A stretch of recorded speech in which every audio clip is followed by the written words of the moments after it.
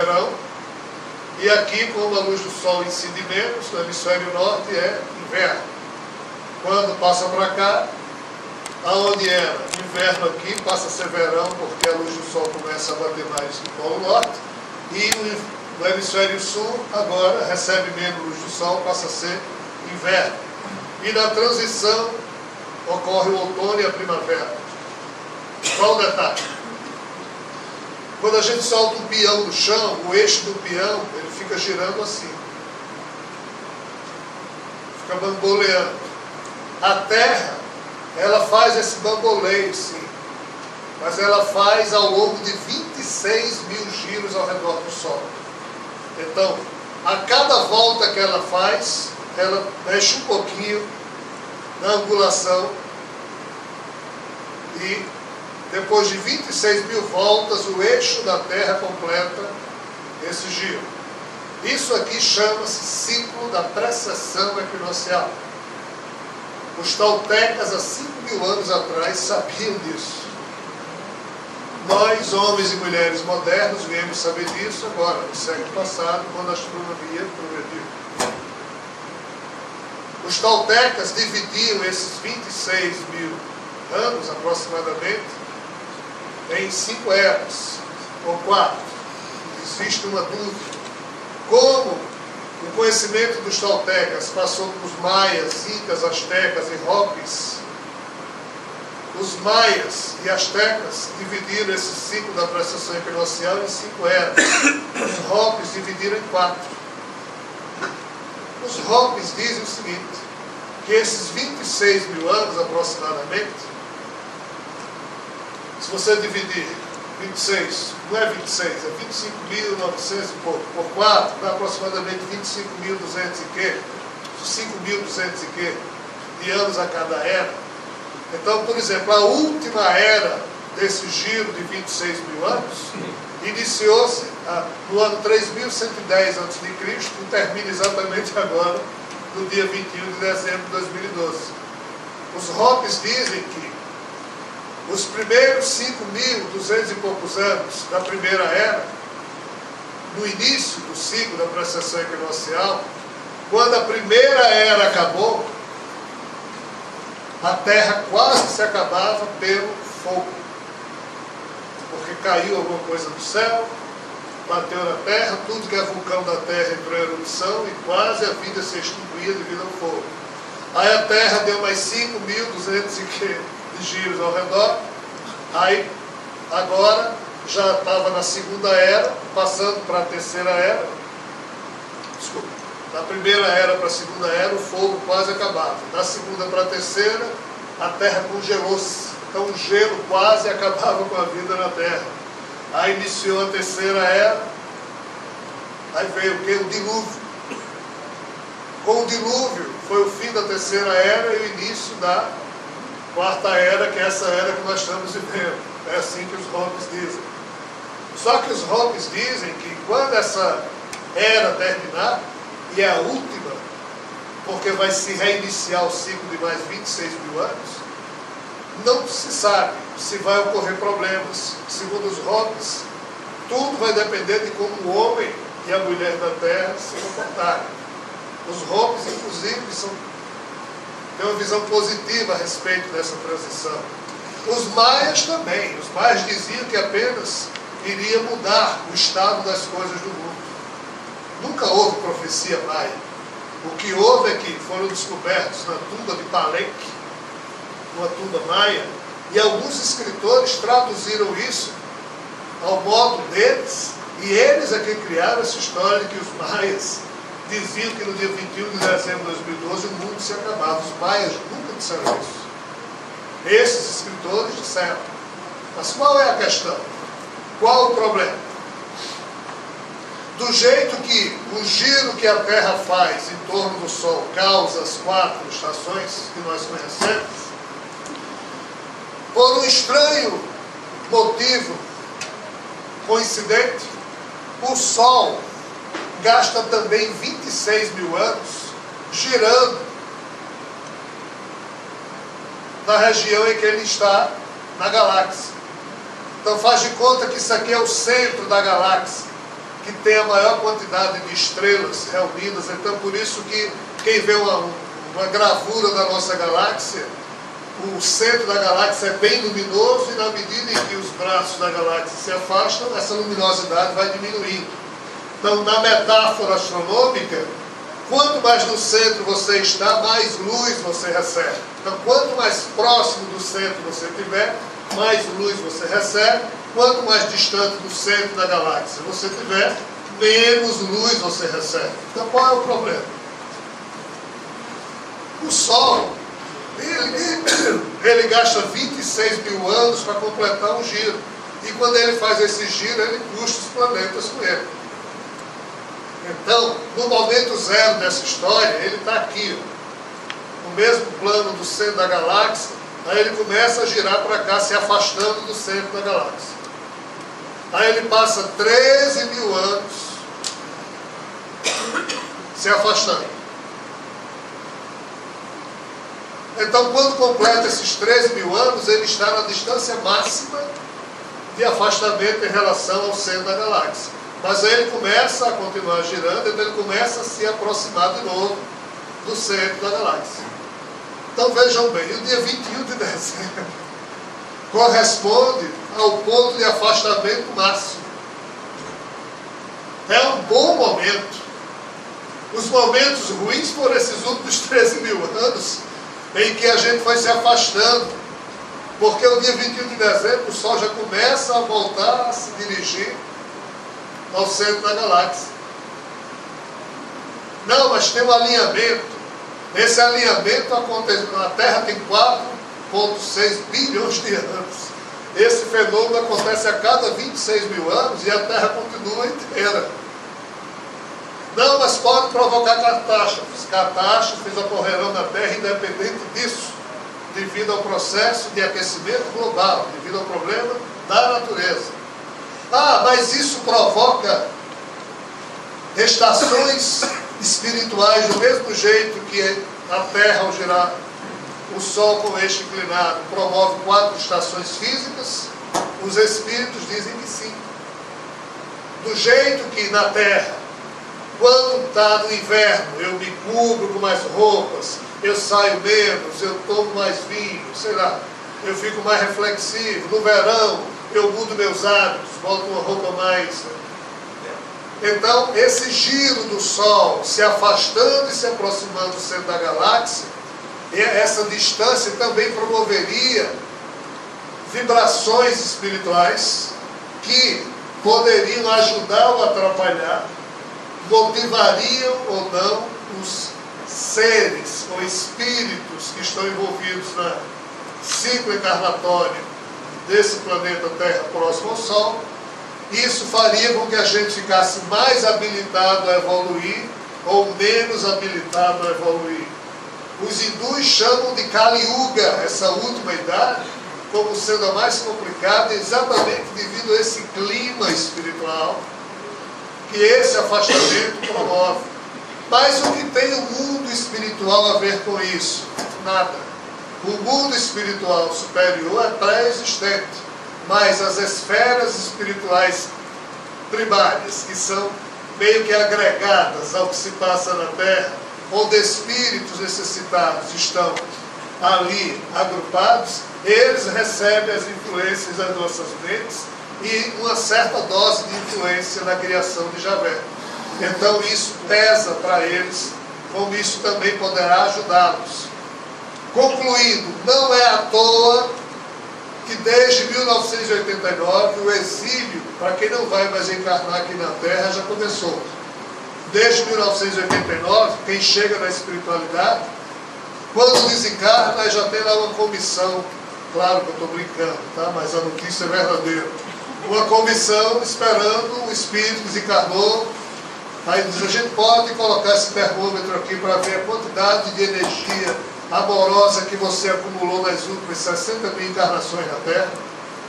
Não, mas é necessário, é necessário. Aí bota lá o termômetro, aí a marca de mercúrio nem se move. Diz, cara, você não acumulou nada.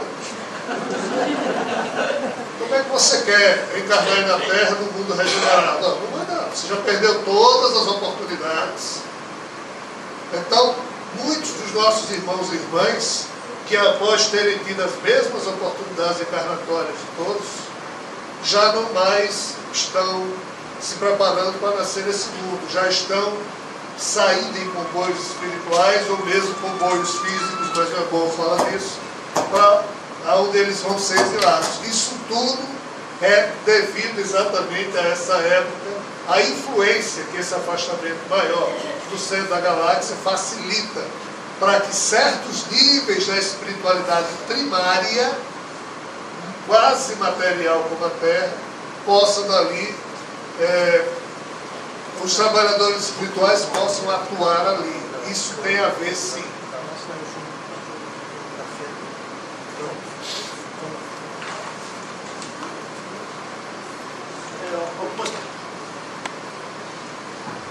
Algumas pessoas perguntaram sobre um livro que é do Paulo Tavares, que deu a palestra já no Missionário da Luz e lá na Casa Maior.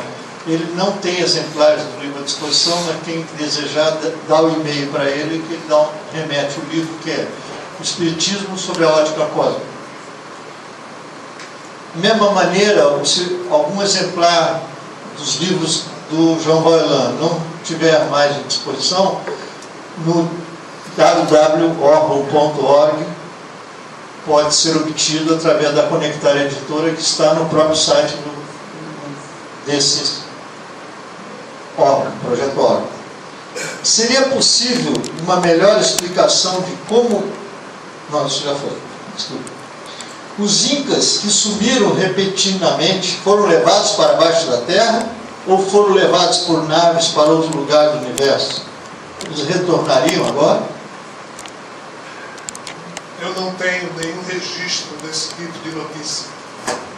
Existem livros escritos sobre o desaparecimento dos maias, mas os incas, eles foram praticamente destruídos pelos espanhóis, mas também há notícias de incas.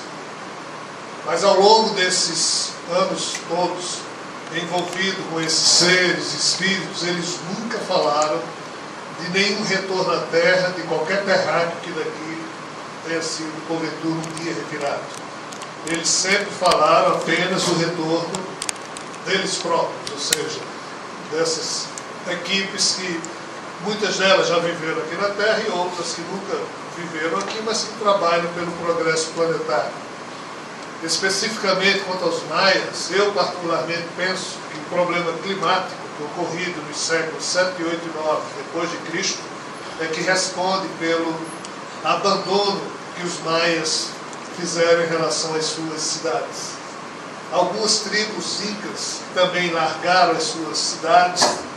Eu citaria o mesmo motivo como sendo a explicação.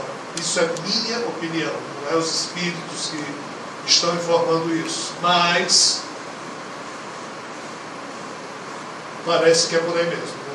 Não há essa relação de tribos que foram daqui tirados e que um dia voltem para cá. E quanto à tese de que os ETs virão à Terra retirar os bonzinhos diante das catástrofes, não espere isso aí.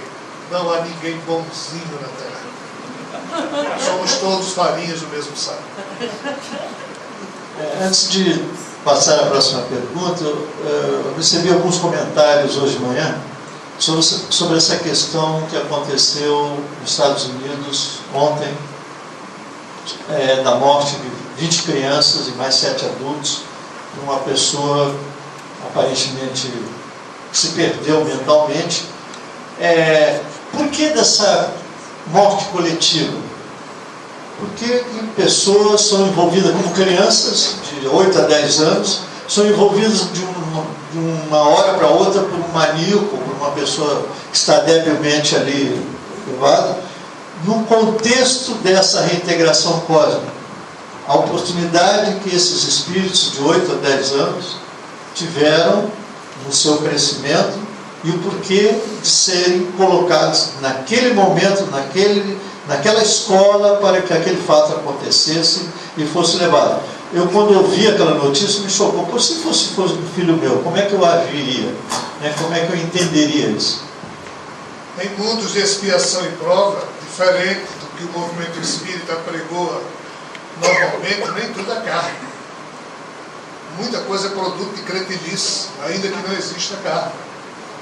O problema que nós vemos nos Estados Unidos envolve oportunidade, facilidade, cretinice, não necessariamente carne.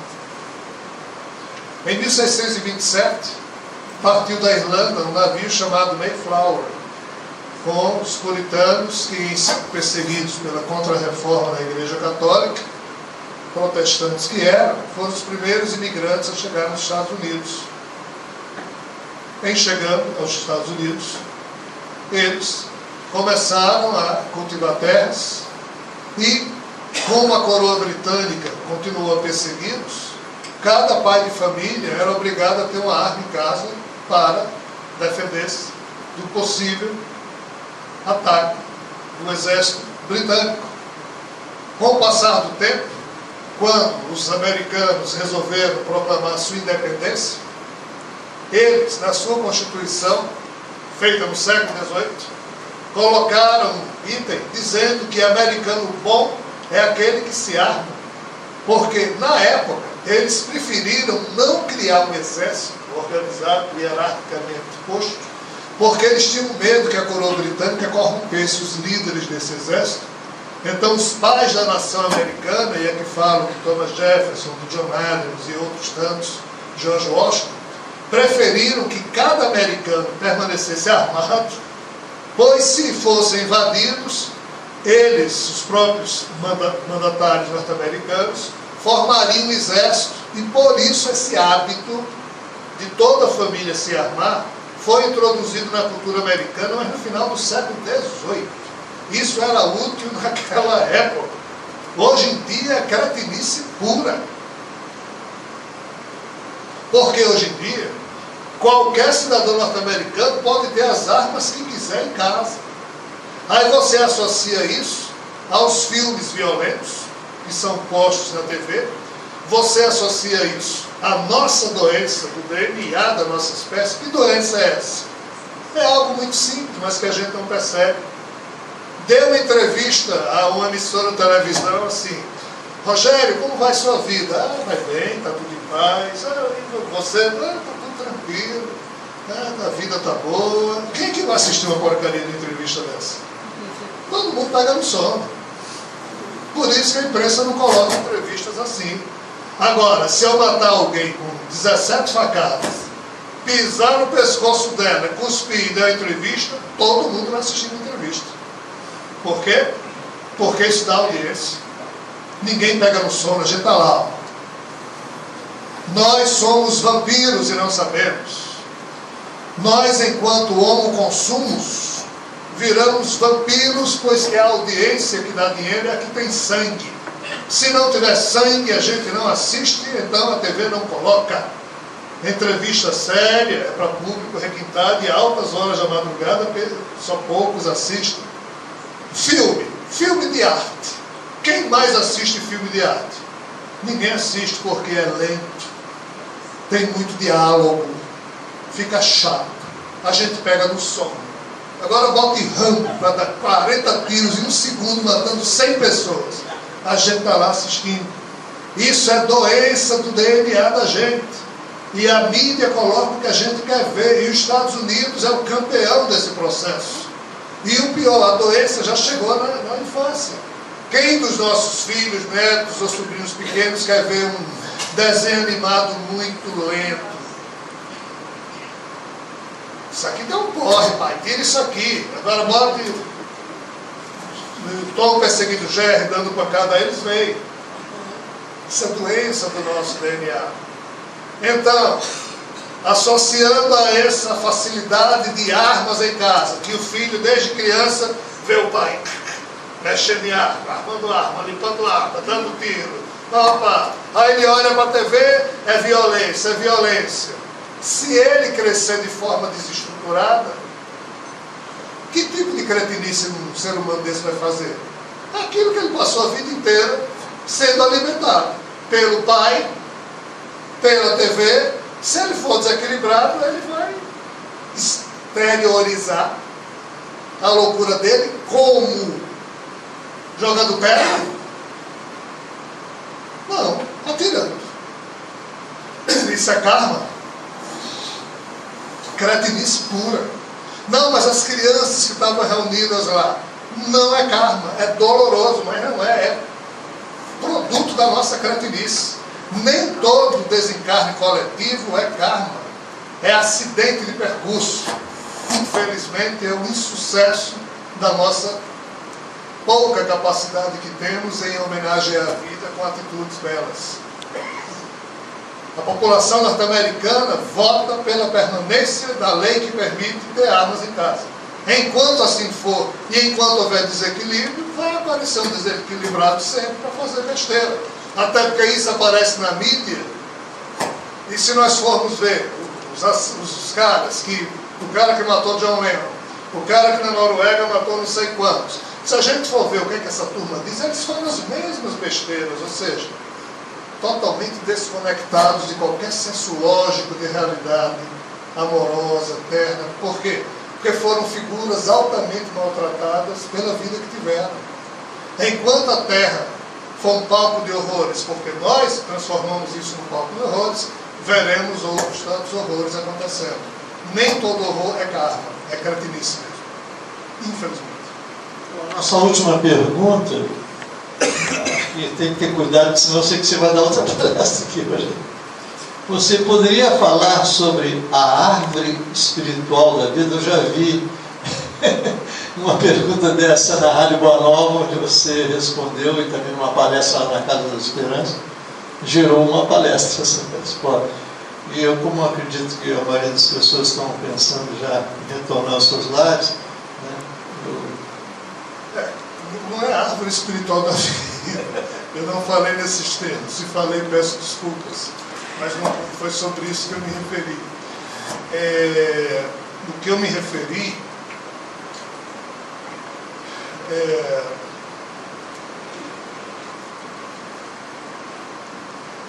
bem, se eu for contar a história toda vai demorar muito.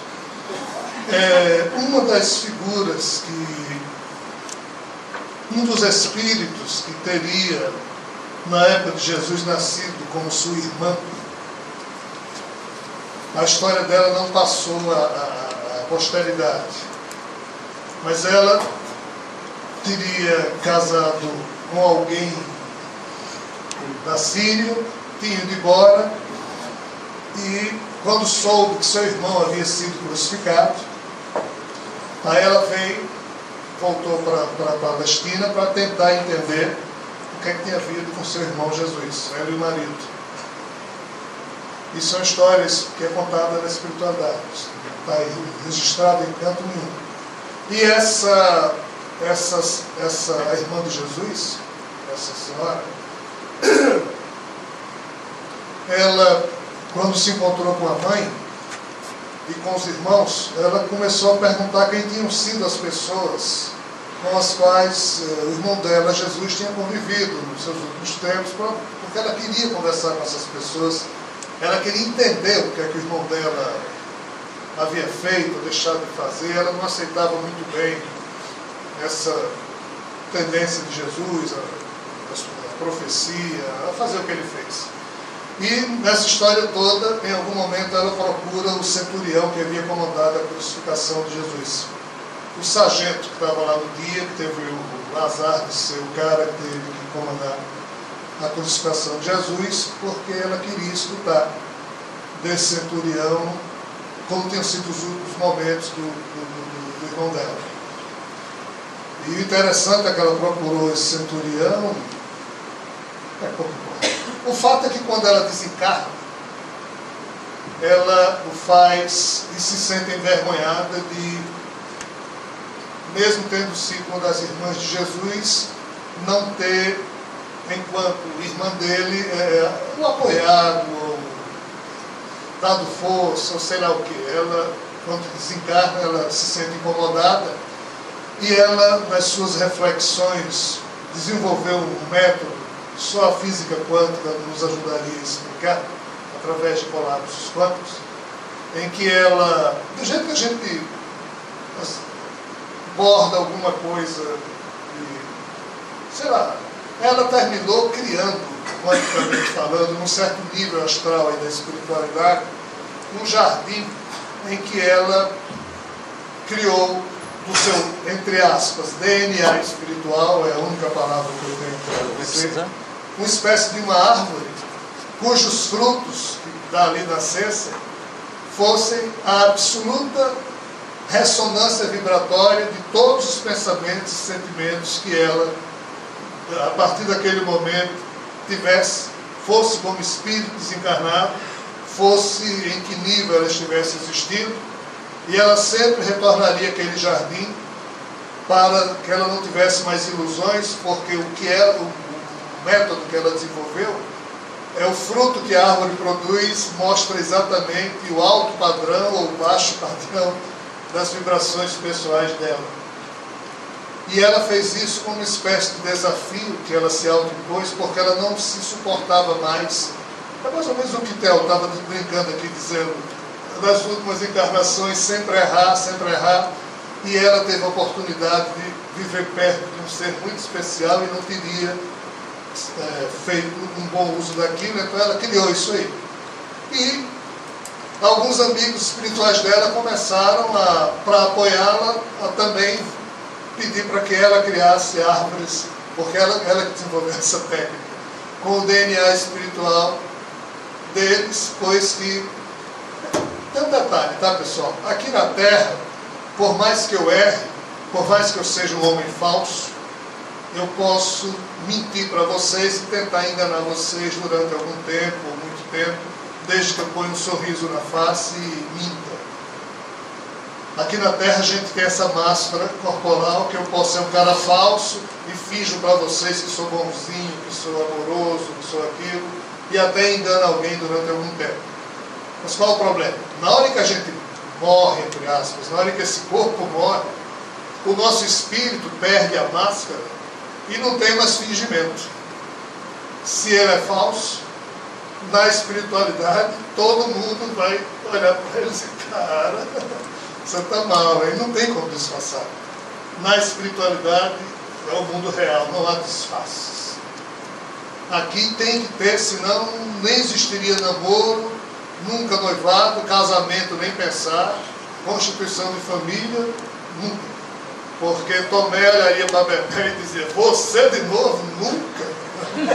Então assim, é bom a gente ter as máscaras para se esquecer do passado, para retomar as oportunidades de crescimento amoroso que a gente, solitária, mas conjuntamente, somos obrigados a fazer.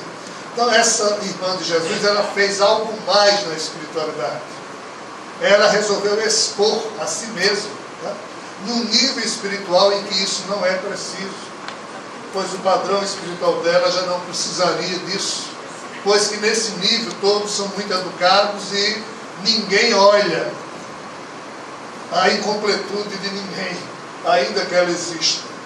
Aí ela jogou nesse nível e com isso ela convidou os outros, apesar de que ela não convidou ninguém, mas a atitude dela terminou sendo um aspecto de convite a que outros que também estejam naquele nível ousassem fazer o mesmo, né?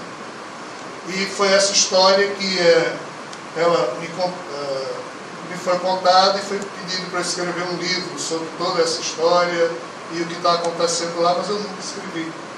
Aí ali, o editor está saindo agora, mês que vem sai um livro chamado Favor Divino. É o livro mais doido que eu já escrevi. Ele é fininho, mas é problemático. Tudo que eu escrevi até hoje é o mais problemático. Aí está saindo agora também, o que é, meu Deus, daqui uns 2 meses, o outro lado da Rebelião de Lúcifer, Iari é o editor desse livro. Iari estava conversando comigo sobre porque Iari estava muito preocupado com o infarto que meu corpo teve em dezembro do ano passado. Meu corpo teve 2 paradas cardíacas. Eu já estava tomando sorvete no purgatório quando me trouxeram de volta. Aí a disse, mas Rogério, você tem um monte de livros que ainda não escreveu e talvez seu corpo não resista muito tempo. Eu digo, talvez não vai resistir mesmo. Ele disse, o que é que você vai fazer com esses livros todos? Eu digo, nada, não vou fazer nada, acabou-se. O que der para publicar, vai, o que não der. Disse, não, mas pelo menos conte algumas histórias dessas, que aí eu pego a sua palestra e tento escrever pelo menos 5 registros. Então eu contei essa história a pedido de Ari, nessa palestra que você estava lá. E é por isso que eu estou falando aqui, porque alguém perguntou. Mas não é a árvore da vida, é uma árvore que esse espírito criou, e realmente é um processo belíssimo. Como ela me contou a história, eu me forcei também a ter uma árvore lá. Mas morro de vergonha quando chego lá, mas está lá. Só. Obrigado.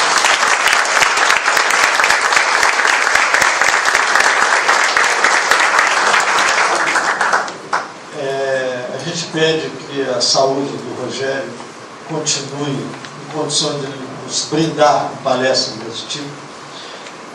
No programa Projeto Órgão, existem situações em que ele é entrevistado pela Rádio Boa Nova, lá em São Paulo, às vezes por telefone, né, Roberto? Todo domingo às 21 horas, continua nesse horário?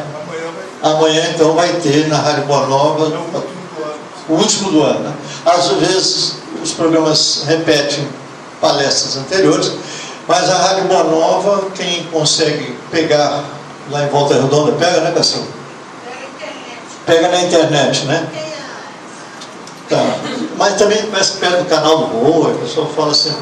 Bom, independente disso, pessoal, nós temos intenções de futuramente, ou através da Ilha do Futuro, ou através do Missionários da Luz, continuar convidando o nosso amigo Rogério para nos brindar com o conhecimento que ele tem, que vocês podem ver que é bastante avançado em termos de até da parte física do planeta, né? E que possa continuar escrevendo os livros para que a gente leia.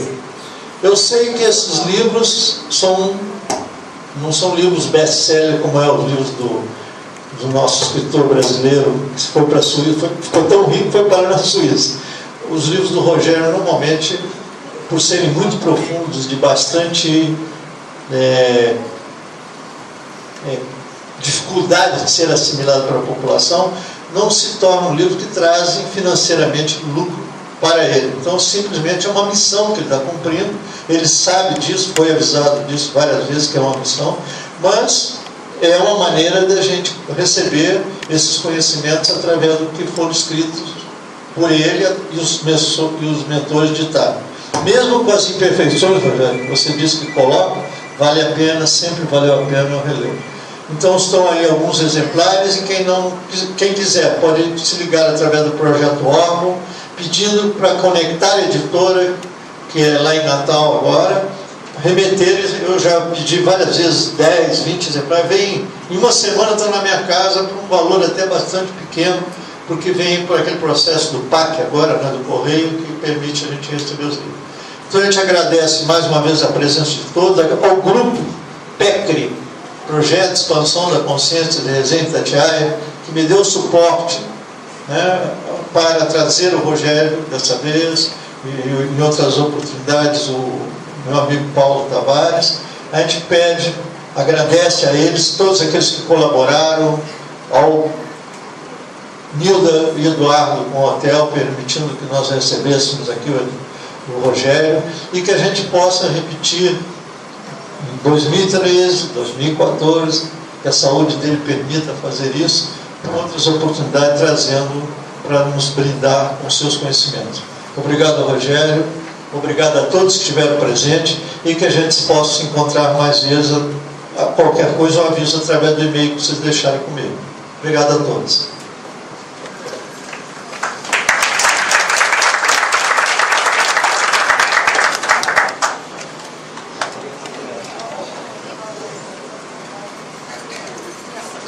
Você entrega.